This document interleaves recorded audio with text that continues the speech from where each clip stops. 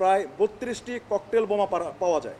হয়তো এক দুদিনের মধ্যে কোনো একটি অঘটন বা কোনো একটি নাশকতা করার পরিকল্পনা তাদের ছিল। ইনএড টু সিভিল পাওয়ারে মোতায়েনকৃত সেনাবাহিনী যে এলাকায় থাকবে সে এলাকায় সন্ত্রাসী থাকবে, এটা হতে পারে না।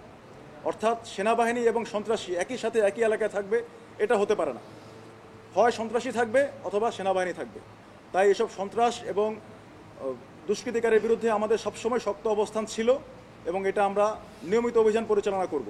3 জন আসামিকে যখন জেনেভা ক্যাম্প থেকে আমাদের বসিলা আর্মি ক্যাম্পে নিয়ে আসার পরে তখন তাদের কাছে জিজ্ঞাসাবাদে তারা কিছু প্রভাব বিস্তার করার জন্য এবং তাদের কিছু ইন্টারনাল গ্যাং ক্ল্যাশ করার জন্য তারা দেশীয় অস্ত্রগুলো রেখেছে বলে তারা স্বীকার করে। তখন আমাদের মনে প্রশ্ন জাগে যে এই স্প্রিন্টারগুলো কী কারণে, এটার নিশ্চয়ই কোনো ইউটিলাইজেশন আছে। তারপর ফার্দার জিজ্ঞাসাবাদ করার পরে একজন স্বীকার করে যে এগুলো ককটেল বোমা বানানোর জন্য ব্যবহার করা হয়। তখন তারা আমাদেরকে স্পটে নিয়ে যাওয়ার জন্য রাজি হয়। তারপর আমরা আমাদের মোহাম্মদপুর থানার সহযোগিতা নিয়ে মোহাম্মদপুর থানার একটি চৌকস আভিযানিক দল এবং আমাদের আরও 2টি দল সহ আমরা রাতের 9টা 30 মিনিটে অভিযান পরিচালনা করি আবার সেই জেনেভা ক্যাম্পে। তখন অভিযান পরিচালনা করে একটি বাসার 2টি কক্ষ থেকে আরও একজনকে গ্রেপ্তার করা হয় এবং তখন এরকম আরও অনেকগুলো স্প্লিন্টারের প্যাকেট, মোটামুটি প্রায় 4টি প্যাকেট, অনেকগুলো মার্বেল পাথর পাওয়া যায়। তখন তার পাশের কক্ষ থেকে খুব নিরাপদ স্থানে রেখেছে এরকম প্রায় 32টি ককটেল বোমা পাওয়া যায়। ওই ককটেল বোমাগুলো আমরা প্রথমে যাচাই বাছাই করে দেখি। তারপর তার পাশে অনেকগুলো আমরা গান পাউডার দেখতে পাই এবং কিছু সিমেন্ট দেখি এবং একটি ব্লেন্ডার মেশিন পাই।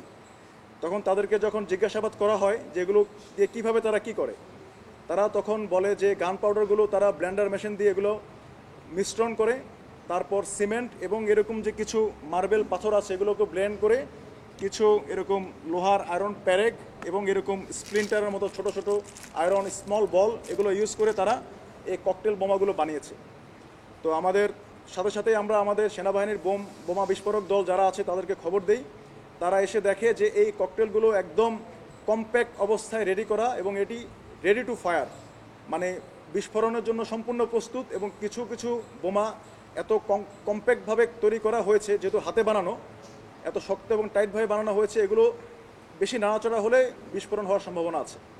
তখন আমরা খুব শীঘ্রই আমাদের স্পেশাল বোম এক্সপ্লোসিভ টিম দ্বারা এগুলো জব্দ করে আসামি সহ আমরা নিয়ে আসি আমাদের বসিলা ক্যাম্পে। আনুমানিক গত 15 মিনিট আগে রাত 3টা 15 মিনিটে আমরা 2টি ফেজে এগুলো বিস্ফোরণ ঘটাই। প্রথম ফেজে 18টি এবং পরবর্তী ফেজে বাকি 14টি। আপনারা সেটা লাইভ টেলিকাস্ট করেছেন, দেখেছেন এগুলো কীরকম শক্ত। এবং বোমা বিস্ফোরণ করার পরে প্রায় 100 মিটার দূরে অর্থাৎ 300 ফিট দূরে আমাদের কাছে দেখুন এরকম মার্বেলের ভাঙা অংশ চলে এসেছে এবং আমাদের ক্যাম্পেরও 2-1টি গ্লাস, থাই গ্লাস ভেঙে গেছে, এত শক্তিশালী ছিল। এগুলো আমরা জব্দ করে নিয়ে আসি, যা আপনাদের ডানে এখানে রক্ষিত আছে। দেখতে পাচ্ছেন আপনারা যে গান পাউডার, কিছু অনেকগুলো সিমেন্ট, তারপরে এগুলো শক্ত করার জন্য পুডিং, কস্টেপ এবং অনেকগুলো স্প্লিন্টার সদৃশ আয়রন স্মল বল এবং মার্বেল পাথর। এগুলো তারা 32টা তৈরি করেছে এবং জানতে পেরেছি অল্প কিছুদিনের মধ্যে তারা এগুলো তৈরি করেছে। রিসেন্টলি হয়তো 1-2 দিনের মধ্যে কোনো একটি অঘটন বা কোনো একটি নাশকতা করার পরিকল্পনা তাদের ছিল।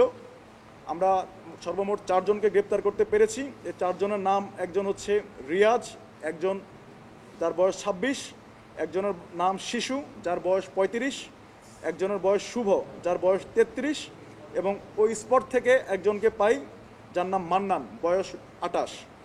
পরবর্তীতে জানতে পারি জেনেভা ক্যাম্পের ভিতরে মাদক সম্রাট পিচ্চি রাজা নামে একজন মাদক সম্রাট রয়েছে।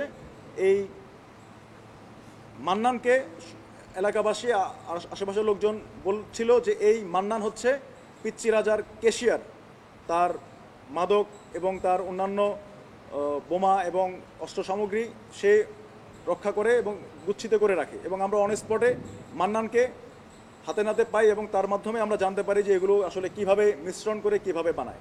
অতঃপর তাদেরকে আমরা নিয়ে আসি এবং এই অপারেশনে আমাদেরকে সার্বিকভাবে সহায়তা করেছে আমাদের মোহাম্মদপুর থানা পুলিশ এবং ডিসি তেজগাঁও মিস্টার মিজান। ওনারা আমাদেরকে সম্পূর্ণ আইনগত সহায়তা দিয়েছেন এবং তাদের সাথে আলোচনা করে এই বোমাগুলো আমরা বিস্ফোরণ ঘটাই, কারণ এগুলো খুব বেশিক্ষণ রাখা সেফ না, এবং এগুলো যেহেতু খুব কম্প্যাক্ট অবস্থায় বানানো, এগুলো বেশিক্ষণ সংরক্ষণ করলে হয়তো ওভার হিটেড হয়ে বাস্ট হয়ে যেতে পারে। তাই আমরা এগুলো সবগুলো বাস্ট করেছি এবং এই আইনগত প্রক্রিয়া অনুযায়ী এদেরকে আমরা কিছুক্ষণ পরে মোহাম্মদপুর থানায় হস্তান্তর করব এবং পরবর্তী আইনগত ব্যবস্থা নেওয়া হবে। আমরা অলরেডি অনেক তথ্য পেয়েছি, তো পরবর্তী অভিযানের গোপনীয়তা রক্ষায় আমি সেই পরিকল্পনাটা এখনই বলবো না, বাট তাদের কাছ থেকে আমরা যথেষ্ট তথ্য পেয়েছি। ইনিশিয়াল তথ্য পেয়ে আমরা এগুলো জব্দ করতে পেরেছি এবং তাদের গডফাদার যারা আছে বা এর সাথে যারা জড়িত আছে, তাদের সহপাঠী যারা আছে, সহযোগী যারা আছে, তাদেরকে গ্রেপ্তার করার জন্য আমাদের নিয়মিত সাঁড়াশি অভিযান চলবে।